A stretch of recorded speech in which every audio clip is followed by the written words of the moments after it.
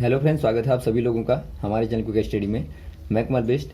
इस वीडियो के माध्यम से दोस्तों आप यहाँ पर कराऊंगा आर्मी टेक्निकल एनए का फिजिक्स का पार्ट नंबर 40। यानी दोस्तों यहाँ पर आपको मिलेगा भौतिक विज्ञान का भाग नंबर 40। इससे पहले दोस्तों आपको 39 पार्ट्स यानी कि 39 पार्ट्स कराए जा चुके हैं दोस्तों। यदि आपने पिछले वाले भागों को ना देखा हो तो आप ज़रूर देख लें ताकि यहाँ तक के क्वेश्चन आपके तैयार हो जाएँ। तो आज हम बात करते हैं पार्ट नंबर 40 की, यानी कि 40 वाले भाग की। यहाँ पर दोस्तों आपको बहुत ही महत्वपूर्ण क्वेश्चन मिलेंगे जो बार बार पूछे गए हैं। तो आराम से आप सारे क्वेश्चनों को देखेंगे और साथ में दोस्तों आप सारे क्वेश्चनों को नोट करेंगे। तो शुरू करते हैं। देखिए पहला क्वेश्चन क्या दिखता है आपको, किसके प्रभाव से नाभिकीय विखंडन होता है। यानी आपको पूछा गया है by which impact is nuclear fission is caused. दोस्तों यहाँ पे देखिए जो न्यूक्लियर फिशन होता है यानी कि जो नाभिकीय विखंडन होता है, यहाँ पर दोस्तों आप इस्तेमाल करते हैं। मान लीजिए यहाँ पर आपने कोई न्यूक्लियाई लिया, एग्जाम्पल के तौर पर दोस्तों यहाँ पर आप ले लेंगे यूरेनियम को, और यहाँ पे दोस्तों आपने यूरेनियम में न्यूट्रॉन की बम्बार्टमेंट की। तो जो यूरेनियम का न्यूक्लियाई है दोस्तों, ये आपका स्प्लिट होने के बाद में यानी ब्रेक होने के बाद में छोटे छोटे लाइटर न्यूक्लियाई में, यानी कि हल्के वाले जो न्यूक्लियाई होते हैं दोस्तों, नाभिक होते हैं, उनमें डिवाइड हो जाएगा। और साथ में यहाँ पर न्यूट्रॉन निकलते हैं और साथ में यहाँ पे लार्ज अमाउंट ऑफ एनर्जी आपको मिलती है। और ये एनर्जी दोस्तों हीट के फॉर्म में और साथ में रेडिएशन के फॉर्म में आपको मिलती है। तो यहाँ पर आप कह देंगे आप क्या इस्तेमाल करते हैं दोस्तों, आप यहाँ पर न्यूट्रॉन का इस्तेमाल करते हैं बम्बार्टमेंट के लिए। और यहाँ पे देखिए बाद में जो न्यूट्रॉन निकलते हैं ये दोबारा से दोस्तों यूरेनियम के एटॉम को स्प्लिट करने के बाद में यानी कि ब्रेक करने के बाद में दोबारा से एनर्जी को देते हैं। यानी एक प्रकार से यहाँ पर आपको चेन रिएक्शन मिलती है। तो यहाँ पर आप टिक कर देंगे ऑप्शन नंबर बी वाले में, न्यूट्रॉन में। नेक्स्ट क्वेश्चन देखिए दोस्तों, कम से कम कितने अशून्य असंरेखी सदिश एक शून्य सदिश के लिए आवश्यक होंगे। यानी आपको पूछा गया है what minimum number of non zero non collinear vectors is required to produce a zero vector. दोस्तों यहाँ पर पहले आप जान लेंगे जो वेक्टर होते हैं, वेक्टर क्या होते हैं। वेक्टर दोस्तों एक प्रकार की ऐसी क्वांटिटी है, क्वांटिटी यानी कि मात्रा है दोस्तों, जिनके पास में डायरेक्शन और साथ में दोस्तों मैग्नीट्यूड होता है। यानी कि दिशा और परिमाण दोनों ही होंगे। ऐसी क्वांटिटी को दोस्तों आप क्या कहते हैं, वेक्टर कहते हैं। मान लीजिए यहाँ पे दोस्तों आपने कोई वेक्टर स्पेस लिया, ये आपके पास में वेक्टर स्पेस है। और यहाँ पर आप मान लेंगे एक कंसीडर आपने किया दोस्तों वेक्टर नंबर पहला वाला आप वेक्टर नंबर v मान लेंगे, दूसरे को आप वेक्टर w मान लेंगे। अब यहाँ पे देखिए दोस्तों, यदि आपको चाहिए होगा जीरो वेक्टर कहने का मतलब है निल वेक्टर आप इसको कहते हैं। यदि आपको निल वेक्टर चाहिए होगा तो यहाँ पर आप क्या करते हैं दोस्तों, वेक्टर का इन्वर्स वेक्टर यहाँ पर ऐड कर देते हैं। यानी आप इन्वर्स वाले वेक्टर को यहाँ पर ऐड करेंगे तो यहाँ पर आपको एक निल वेक्टर मिलेगा। तो यहाँ पे देखिए चूंकि दोस्तों यहाँ पर आपको जो कंडीशन दी गई है, ऐसे वाले वेक्टर लेने हैं जो कि आपके नॉन जीरो होंगे और साथ में नॉन कोलिनियर होंगे, यानी कि साथ में दोस्तों एक ही लाइन में नहीं होने चाहिए। तो ऐसी कंडीशन में आप क्या करेंगे, देखिए आपने दो वेक्टरों को लिया, आप इन दोनों को पहले आप ऐड कर लेंगे, v प्लस डब्ल्यू हो जाएगा। तो यदि दोस्तों आपको इसको निल करना है यानी आपको जीरो करना है तो यहाँ पर आप क्या करेंगे, आप दोस्तों इनके साथ में इनका इन्वर्स ले लेंगे, यानी कि माइनस v प्लस W यहाँ पर आप ले लेंगे। और इस पूरे को दोस्तों आप कोई एक वेक्टर यहाँ पे कंसीव कर लेंगे। अब यहाँ पर देखिए ओपन आप करेंगे ब्रैकेट को, v प्लस डब्ल्यू और प्लस माइनस v और प्लस माइनस w, यानी कि v प्लस माइनस v और प्लस w और प्लस माइनस का w। अब यहाँ पर देखिए दोस्तों क्योंकि आपस में इन्वर्स हैं एक दूसरे के, तो यहाँ पर आपको निल वेक्टर मिलेगा। और यहाँ भी आप देखते हैं आपस में इन्वर्स हैं, तो यहाँ भी दोस्तों आपको निल वेक्टर मिलेगा। और दोनों निल वेक्टर का समीशन जो होता है वो आपका निल वेक्टर ही होता है। यानी यहाँ पर आपने देखा दोस्तों, आपने यहाँ पे एक वेक्टर लिया v, एक वेक्टर आपने लिया w और एक आपने लिया दोस्तों v प्लस डब्ल्यू माइनस में, यानी आप इसको मान लेंगे u। यानी यहाँ पर आपने तीन वेक्टरों को लिया जिससे दोस्तों आपको यहाँ पे जीरो वेक्टर मिलता है। तो यहाँ पर आप टिक कर देंगे ऑप्शन नंबर सी वाले में। अगला क्वेश्चन देखिए दोस्तों, यदि एक अर्धचालक का ताप बढ़ाया जाए तो प्रतिरोधकता का मान क्या होगा। यानी आपको पूछा गया है if the temperature of a semi conductor is rises what is the it's resistivity. दोस्तों यहाँ पे देखिए, यदि आप बात करें सेमी कंडक्टर की, सेमी कंडक्टर ये दोस्तों आपके कंडक्टर और नॉन कंडक्टर के बीच के होते हैं। कंडक्टर और जो नॉन कंडक्टर होते हैं या फिर आप कहें इंसुलेटर जो होते हैं दोस्तों, दोनों के बीच के जो होंगे, जो मीडियोकर होंगे, इनको आप सेमीकंडक्टर कहते हैं। अब यहाँ पे देखिए दोस्तों, सेमीकंडक्टर की खासियत क्या होती है। मान लीजिए यहाँ पर आपने सिलिकॉन को लिया, एग्जाम्पल बेस्ट एग्जाम्पल यहाँ पर है सिलिकॉन। यदि आप इसका टेम्परेचर को बढ़ाए हैं, यानी यहाँ पर आपने ताप को बढ़ाया दोस्तों, तो यहाँ पर क्या होता है, जो यहाँ पे फ्री इलेक्ट्रॉन होंगे, नंबर ऑफ फ्री इलेक्ट्रॉन जो होते हैं दोस्तों, उनकी जो संख्या होती है इंक्रीज हो जाती है। यानी दोस्तों यहाँ पर नंबर ऑफ फ्री इलेक्ट्रॉन आपके बढ़ जाएंगे। तो ऐसी कंडीशन में क्या होगा, जो सेमीकंडक्टर होगा इसकी कंडक्टिविटी जो होगी, यानी जो चालकता होगी दोस्तों, क्या हो जाएगी, इंक्रीज हो जाएगी। यानी कि यदि आपकी चालकता बढ़ती है दोस्तों, तो वहाँ पे जो रेजिस्टिविटी होती है इसका मान डिक्रीज होता है। क्योंकि आपको मालूम होना चाहिए कंडक्टिविटी दोस्तों इनवर्स प्रोपोर्शनल होती है रेजिस्टेंस के या रेजिस्टिविटी के। क्योंकि आपको मालूम होगा जो प्रतिरोध होता है, यानी कि जो रेजिस्टेंस होता है दोस्तों, डायरेक्टली प्रोपोर्शनल होता है रेजिस्टिविटी के। यानी कि दोनों अनुक्रमानुपाती होते हैं और ये दोस्तों आपके व्युत्क्रमानुपाती होते हैं। तो यहाँ पर आप क्लियर देखते हैं दोस्तों, यदि आप राइज करते हैं टेम्परेचर को सेमीकंडक्टर में, तो इनकी प्रतिरोधकता का मान कम हो जाता है, यानी कि डिक्रीज होता है। तो यहाँ पर आप कह देंगे ऑप्शन नंबर बी वाला राइट हो जाएगा, ये दोस्तों मान घटेगा। वैसे ही दोस्तों यदि आप बात करें कंडक्टर के केस में, यानी चालकों के केस में बात करें दोस्तों, तो यहाँ पे यदि आप टेम्परेचर को बढ़ाएंगे तो यहाँ पे रेजिस्टेंस का मान या रेजिस्टिविटी का मान दोस्तों इंक्रीज होता है, यानी कि यहाँ पे प्रतिरोध का मान बढ़ जाएगा। तो आप दोनों को ही याद रखेंगे। अगला क्वेश्चन देखिए दोस्तों, एक तरंग के आवर्तकाल तथा आवृत्ति का गुणनफल क्या होगा। यानी आपको पूछा गया है what is the time period and the frequency product of the wave. दोस्तों यहाँ पे देखिए, मान लीजिए यहाँ पर आप कोई वेव को कंसीडर करते हैं, यहाँ से लेके यहाँ तक दोस्तों 1 वेव लेंथ कहलाती है, और यहाँ से लेके यहाँ तक जाने में जो टाइम लगता है इसको आप कहते हैं दोस्तों टाइम पीरियड। टाइम पीरियड कहते हैं, यानी कि आवर्तकाल कहते हैं। और जो नंबर ऑफ साइकिल होता है, नंबर ऑफ साइकिल, इसको आप कहते हैं दोस्तों फ्रीक्वेंसी, यानी आप इसको आवृत्ति कहते हैं। और यहाँ पर आपको मालूम होगा जो टाइम पीरियड होता है दोस्तों, time period equal to 1 frequency होता है, या फिर आप कह सकते हैं फ्रीक्वेंसी इक्वल टू दोस्तों 1 टाइम पीरियड होता है। यानी आप दोनों को गुणा करेंगे, टाइम पीरियड इंटू कर देंगे फ्रीक्वेंसी, तो यहाँ पर क्या मिलेगा दोस्तों, आपको यूनिटी मिलेगी, यानी दोस्तों आपको एक प्रकार से इकाई मिलेगी। तो यहाँ पर आप कह देंगे दोस्तों आपको यूनिटी मिलती है यदि आप टाइम पीरियड और फ्रीक्वेंसी को गुणा करते हैं, क्यों, एक दूसरे के क्या होते हैं, इनवर्स होते हैं। अगला क्वेश्चन देखिए दोस्तों, किसने बताया कि पदार्थ को ऊर्जा में बदला जा सकता है। यानी आपको बताना है who state that matter can be convert into energy.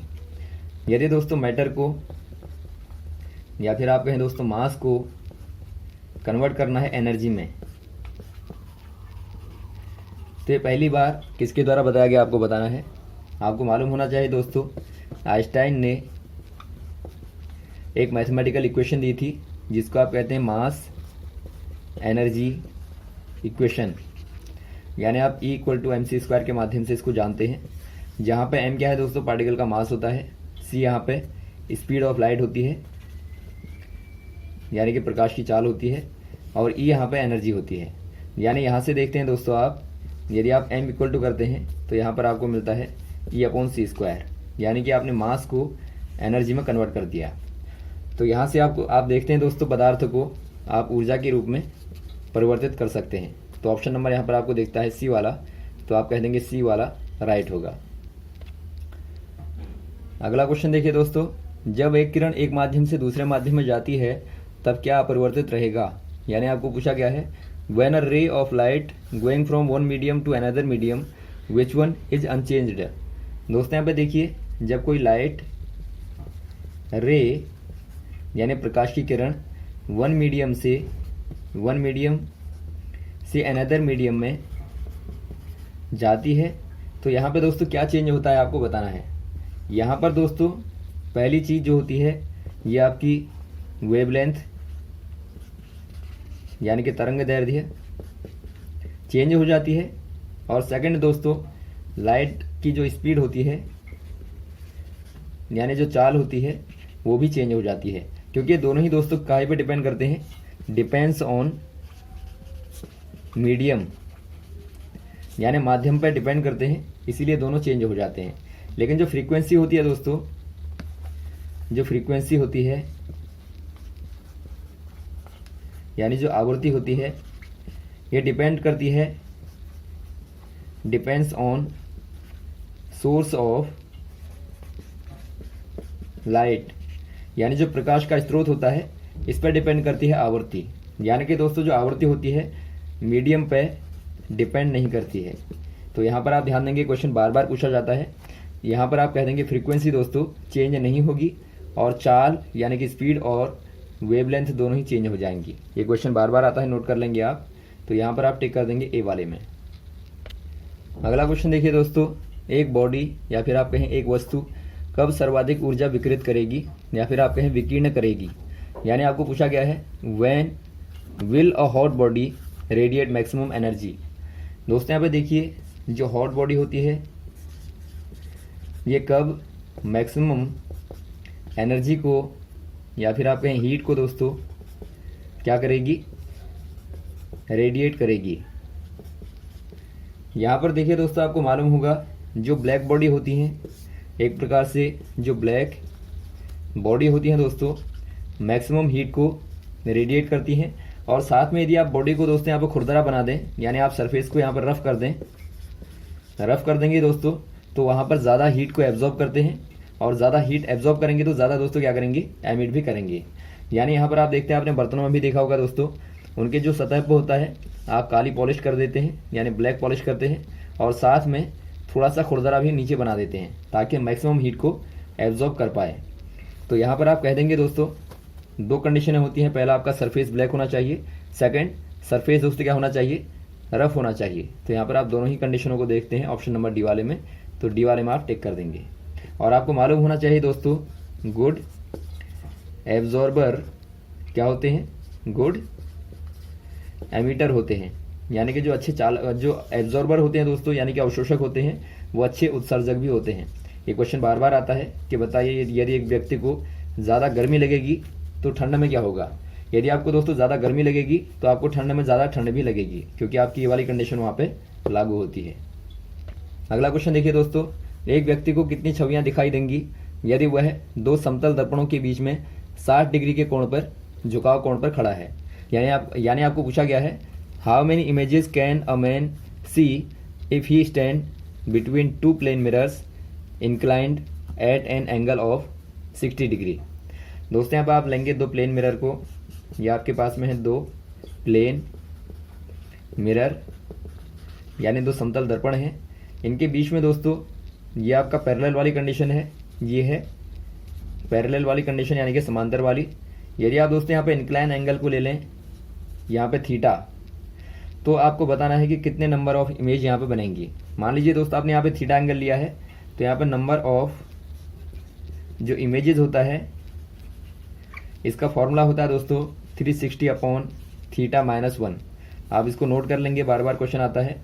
अब यहाँ पर देखिए चूँकि आपको थीटा क्या दिया है, थीटा आपको दोस्तों 60 डिग्री दिया है यानी कि 60 डिग्री दिया है, और माइनस कर देंगे 1 तो काटने पर मिलेगा आपको दोस्तों 6 यानी 6 मिलेगा, माइनस 1 करेंगे तो आपको मिलेगा 5 यानी कि 5 इमेजें दोस्तों यहाँ पे फॉर्म होंगी। और यदि आपको दोस्तों कंडीशन दी होगी कि वहाँ पर ऑब्जेक्ट जो है वो पैरेलल है, पैरेलल कहने का मतलब है दोस्तों थीटा इक्वल टू 0। यदि आप यहाँ पे थीटा को 0 रखते हैं तो 360 अपॉन 0 माइनस 1 करेंगे।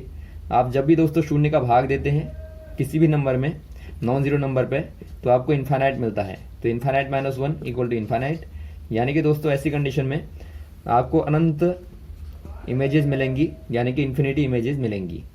तो ये क्वेश्चन भी बार बार आता है, ध्यान देंगे आप। तो यहाँ पर आप टिक कर देंगे ऑप्शन नंबर सी वाले में। अगला क्वेश्चन देखिए दोस्तों, एक दूरदृष्टि दोष वाले व्यक्ति का निकटतम बिंदु 100 सेंटीमीटर है, निवारण के लिए लेंस की क्षमता क्या होनी चाहिए। यानी आपको पूछा गया है a far sighted person has a near point at 100 centimetre, what must be the power of the correcting lens. बहुत ही अच्छा क्वेश्चन यहाँ पर है, आप ध्यानपूर्वक देखेंगे। जो नियरेस्ट पॉइंट दिया है दोस्तों आपको, एक फार साइडेड कहने का मतलब है जो व्यक्ति यहाँ पे पीड़ित है वो फार साइटेड से है, यानी कि दोस्तों दूर दृष्टि दोष के साथ में दोस्तों पीड़ित है, यानी निकट की वस्तुएं दोस्तों व्यक्ति को नहीं दिखाई देंगी। अब यहाँ पर देखिए आपको नियर पॉइंट क्या दिया है, नियर पॉइंट इक्वल टू दोस्तों आपको 100 सेंटीमीटर दिया है, यानी कहने का मतलब है जो इमेज फॉर्म होती है ये दोस्तों आपकी 100 सेंटीमीटर पर होती है, यानी यहाँ पर आपको दिया गया है v इक्वल टू यहाँ पर 100 सेंटीमीटर। और आपको मालूम होगा दोस्तों नॉर्मल पर्सन के लिए जो पॉइंट होता है वो आपका 25 सेंटीमीटर होता है, तो आप इसको मान लेंगे u। और साथ में आपको मालूम होना चाहिए जो आई का लेंस होता है दोस्तों कॉन्वेक्स होता है, तो यहाँ पर आप लेंगे दोनों को माइनस, दोनों को यहाँ पर आप माइनस लेंगे। अब यहाँ पर आपको निकालना क्या है, पहला काम दोस्तों आप यहाँ पे निकालेंगे फोकल लेंथ को, क्योंकि आपको मालूम होगा पावर इक्वल टू होता है दोस्तों 1/4 फोकल लेंथ। तो यहाँ पर आप फोकल लेंथ को निकाल लेंगे लेंस के फॉर्मूले से। लेंस का फॉर्मूला होता है 1/f equal to 1/v minus 1/u। तो यहाँ पर आप रखेंगे तो आपको मिलेगा 1/f इक्वल टू 1/100 माइनस का और माइनस का 1/-25। ये दोस्तों आपका प्लस हो जाएगा यहाँ पे, बराबर मिलेगा आपको, यदि आप काटेंगे यहाँ पे तो 3/100 मिलेगा।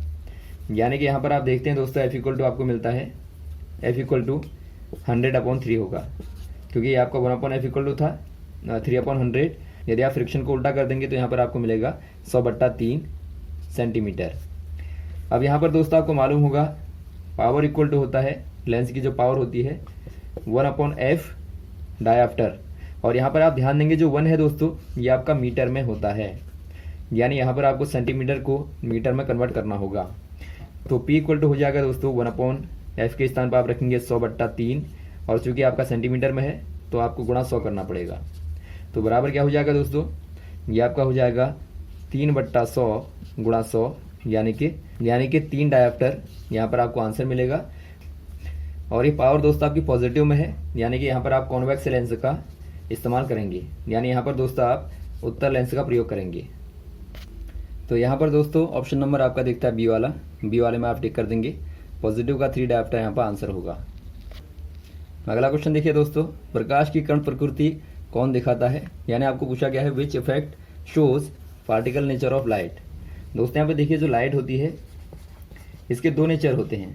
पहला नेचर होता है पार्टिकल नेचर, पार्टिकल यानी कि कण प्रकृति होती है दोस्तों। सेकंड होता है वेव नेचर, यानी कि तरंग प्रकृति होती है, यानी ड्यूलिटी नेचर यहाँ पर लाइट का होता है, ये आपको मालूम होगा क्लासिकल थ्योरी के माध्यम से। अब यहाँ पे देखिए दोस्तों यदि आपको पार्टिकल प्रॉपर्टी को दिखाना है, शो करना है, तो यहाँ पर आप इजीली देखते हैं। माना यहाँ पर आप कोई फोटो सेंसिटिव प्लेट को ले लें, और यहाँ पे यदि आप यहाँ पर प्रकाश को डालें तो जो एनर्जी होती है दोस्तों, जो कि एक प्रकार से फोटोन के फॉर्म में आती है, फोटोन की एनर्जी होती है इक्वल टू hv। तो यहाँ पर आप देखते हैं दोस्तों जब कोई फोटोन यहाँ पर टकराता है प्लेट से, यहाँ से एक इलेक्ट्रॉन को रिमूव कर देता है, यानी आप देखते हैं यहाँ पर दोस्तों जो लाइट है एक प्रकार से पार्टिकल की तरह वर्क कर रही है। तो यहाँ पर आप देखते हैं जो इफेक्ट कहलाता है ये आपका फोटो इलेक्ट्रिक इफेक्ट कहलाता है, यानी फोटो इलेक्ट्रिक इफेक्ट के माध्यम से दोस्तों आप क्लियरली देखते हैं जो प्रकाश है कण की तरह वर्क करता है, यानी कि पार्टिकल नेचर यहाँ पर शो करता है। और ये दिया गया था आइंस्टाइन के द्वारा, और आइंस्टाइन को दोस्तों इसके लिए नोबेल प्राइज मिला था, आपको ध्यान देना चाहिए। तो यहाँ पर आप टिक कर देंगे photo electric effect, option number C वाला। वैसे ही क्वेश्चन आता है दोस्तों वेव नेचर को शो करने के लिए कौन सी वाली प्रॉपर्टी का इस्तेमाल करते हैं। यदि आपको वेव नेचर को दिखाना है तो यहाँ पर आप दोस्तों इजीली इस्तेमाल करते हैं यंग डबल स्लिट एक्सपेरिमेंट का। यहाँ पर आप क्या देखते हैं, आपने एक सोर्स लिया लाइट का, यहाँ से दोस्तों आप यहाँ पर 2 वेव फ्रंट लेते हैं, वेव फ्रंट को लेते हैं दोस्तों, जहाँ से दोस्तों जो प्रकाश होगा यानी जो रेज होंगी वो आपकी स्प्लिट होने के बाद में 2 भागों में बटेंगी, और पीछे आप स्क्रीन पे देखते हैं इस प्रकार का दोस्तों आपको पैटर्न मिलता है। आप इसको कहते हैं इंटरफ्रेंस, यानी कि दोस्तों आप व्यतिकरण के माध्यम से, इंटरफ्रेंस के माध्यम से या डिफ्रैक्शन के माध्यम से यहाँ पर बता सकते हैं जो लाइट है वेव नेचर को शो करती है। तो यहाँ पर आप दोनों को ही याद रखेंगे। जो क्वेश्चन यहाँ पर पूछा गया दोस्तों ये आपका पार्टिकल नेचर वाला पूछा गया है, तो आप कह देंगे फोटो इलेक्ट्रिक इफेक्ट। तो यहाँ तक आप क्वेश्चन को तैयार करेंगे। उम्मीद है आपको क्वेश्चन अच्छे लगे होंगे और भी इस प्रकार के क्वेश्चन आपको लगातार बताते रहेंगे दोस्तों। हमारे साथ भी बने रहेगा। Okay, thanks. जय हिंद, जय भारत।